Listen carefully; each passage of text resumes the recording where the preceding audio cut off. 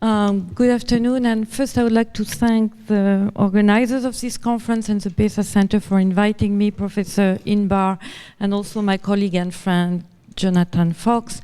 And I'm very happy to be here and to share with you a few reflections on what is to be a minority in the Middle East. I would start with a little story that actually is not in the Middle East, but in the Indian subcontinent. As you may know, before there was nation, India and Pakistan, there was a huge tapestry, and there is still a huge tapestry of different groups with languages, religions, ethnicities, local identifications, and none of these groups was thinking of itself as a minority versus a majority. And today, if you look at Muslims in India, you will come to the idea that indeed it's a minority. And again, the number here can be deceptive because this minority is bigger than some parts of the Muslim majority world.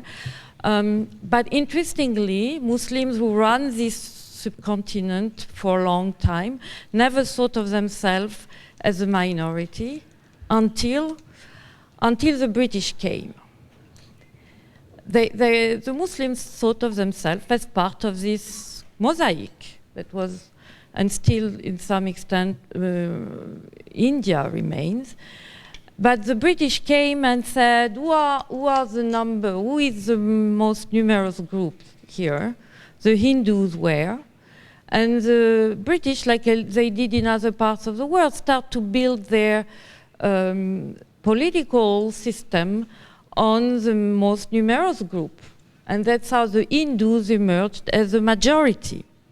So what I'm trying to say here, and that's what be the premise of this presentation, is that we operate with the idea that the majority versus minority comes with a number. But this is very much related, I would say, to the history of Western domination, and that this number goes most of the time with a power, the majority has the power, and the minority is quote-unquote oppressed or discriminated. What I want to see here with the situation of minorities in the Middle East is to challenge these two connections and relate what we can call the status of minorities in the Middle East to a more historical and political approach to building the nation state. And for that, I will also come to terms with the idea that if we want to understand, for example, the status of religious minorities in Muslim majority countries, we have to turn to what the Islamic traditions say about, halal kitab, the people of the book, and the dhimmi status, and that this particular terminology and concept may explain why Christians are discriminated today, and may even, if you stretch out a little, explain why ISIS is intolerant vis-à-vis Christians or all kinds of minorities.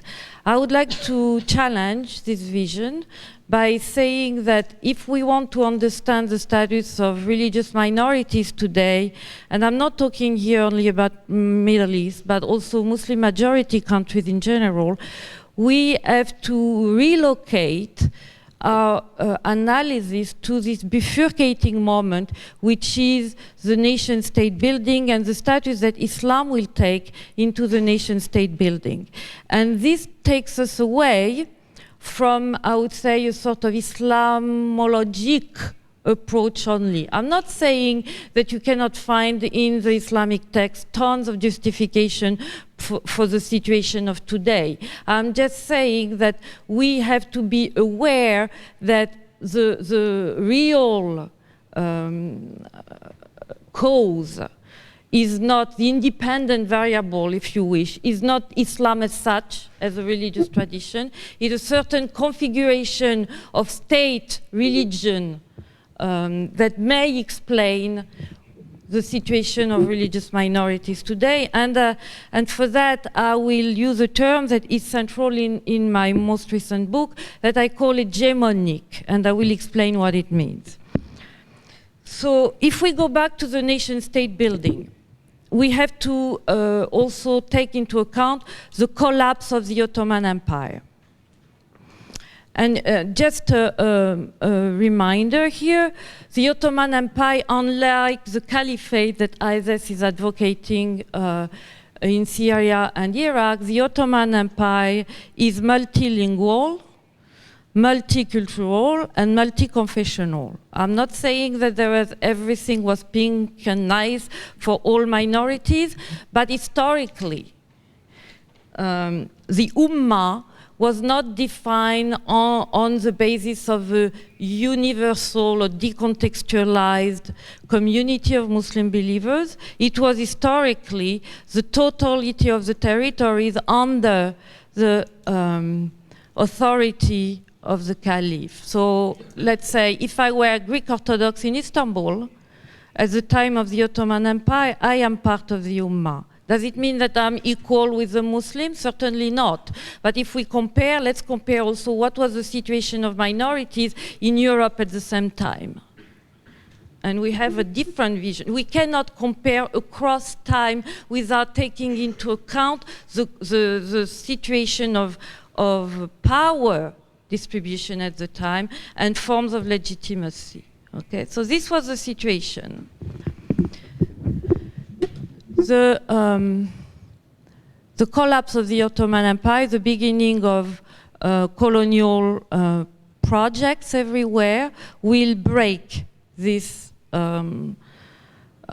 idea of the Ummah, and what will come is the building of nation. Again, nation is not a term that is, I would say, idiosyncratic to the region of the Middle East or beyond, in the sense that the nation state as we know it is the outcome of a certain historical process in Europe, then expanded everywhere.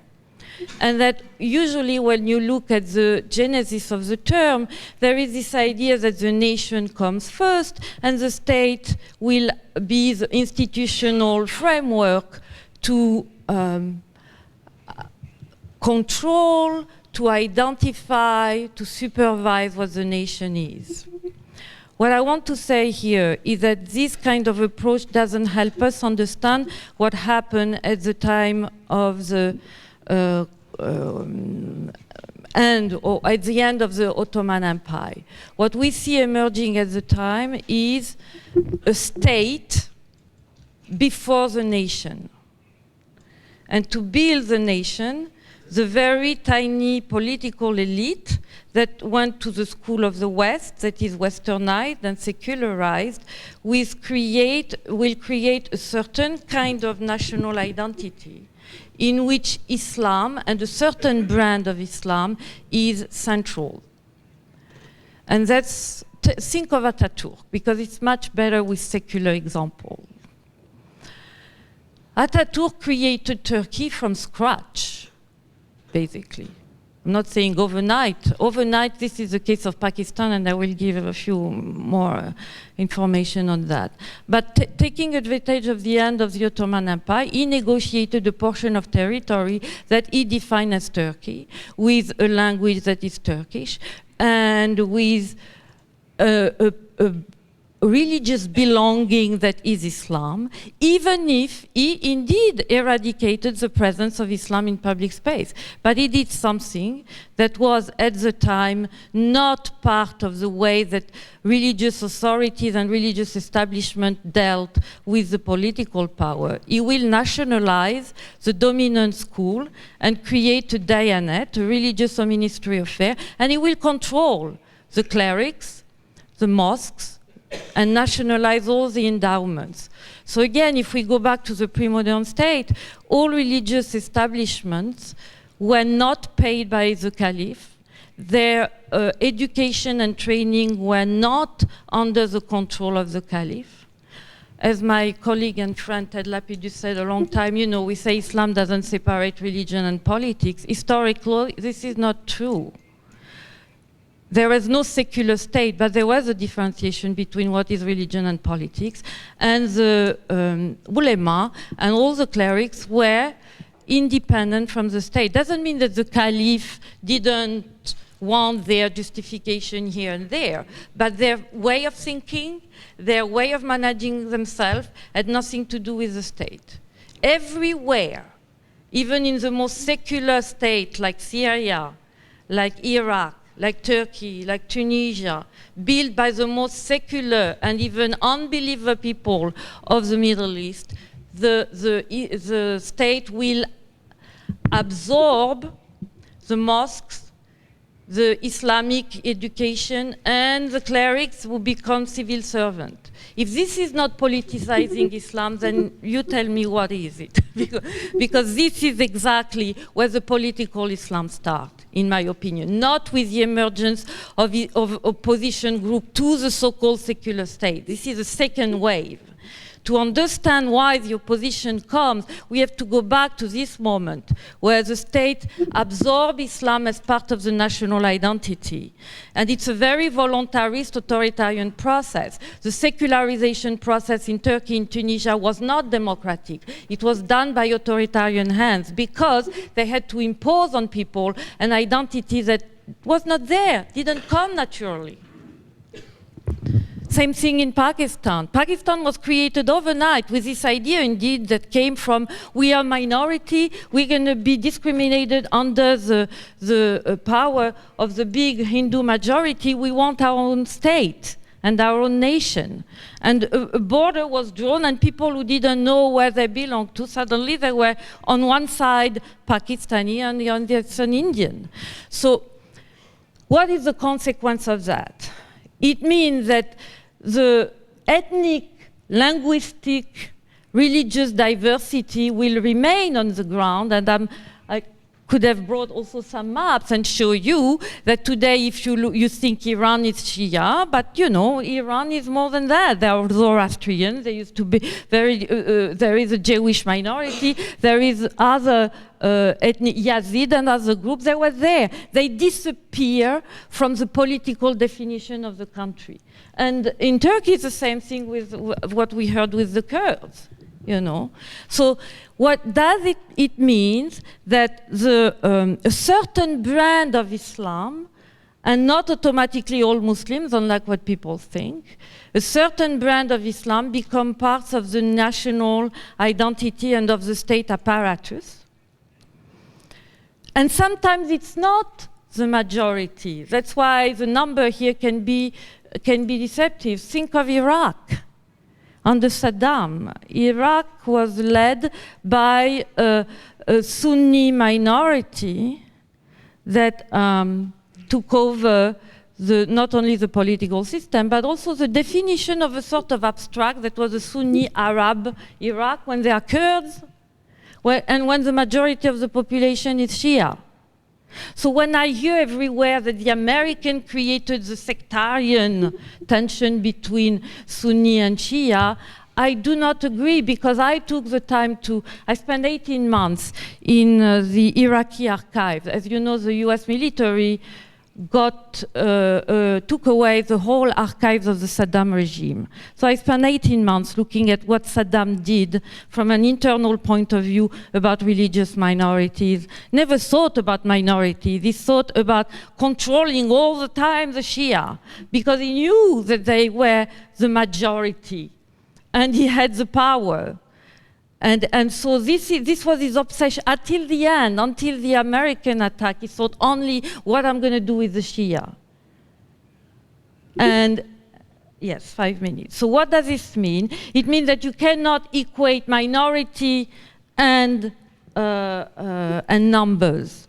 You have to look at the relationship of power. So what happened is the emergence of what I call everywhere hegemonic Islam. What does this mean? It means at least 3 features. The first one is that a certain brand, and I'm not talking about theology here, I'm talking about very physical things like institution, people, a certain brand of Islam becomes part of the nation state. The mosques, the institution of learning, the school system that becomes public will make this brand of Islam part of the national curriculum. So if I am a Bahia in Egypt, I don't exist. I cannot even learn anything about Bahia. But not because it's Islam, it's because the secular nation state never acknowledged and never wanted to acknowledge that Bahia are part of the Egyptian. Like the Copts were there before the Muslim. I'm not saying that the Copts were treated equally to Muslims during the Ottoman Empire, but their situation today as so-called citizens is worse than it was under the Muslim Empire. And this is the outcome of secular state. And I know that this secular state have sold their legitimacy as the guardian of the minorities. I would take this with caution here, because what we know is that the situation of the Copts in Egypt became worse under the hand of the Mubarak regime, for example. And you talk to Copts, they will tell you, unless you talk to the politicized groups, they will tell you that Islamist or secular doesn't make any difference in this regard, because nobody is questioning the hegemonic status of Islam, neither the so-called secular nor the Islamist. So this is what happened. The second one, so it's about education, it's about institutionalization of a certain brand of Islam, and it is also about treating the religious and ethnic diversity on the ground as non-existent. Think of the Alevi in Turkey again. The Alevi cannot have their place of worship. They are discriminated on a daily basis. There is a huge discussion with the European Commission about the national identity card in Turkey, where you put the religion. If you are an Alevi, you cannot put Alevi, you have to put Sunni. Again, this is a Kemalist, this is not the Islamist. And this is the situation of all minorities today in Muslim majority countries. So what I'm questioning here is what kind of state-Islam relation can allow an equal treatment before the law, equal accesses to all religious groups to the resources of the state. And this is a question to ask, not the separation of state and Islam, because this will not fly anywhere. But the treatment of all citizens independently of their religious identity, this is something that can be phrased out. And I will stop here.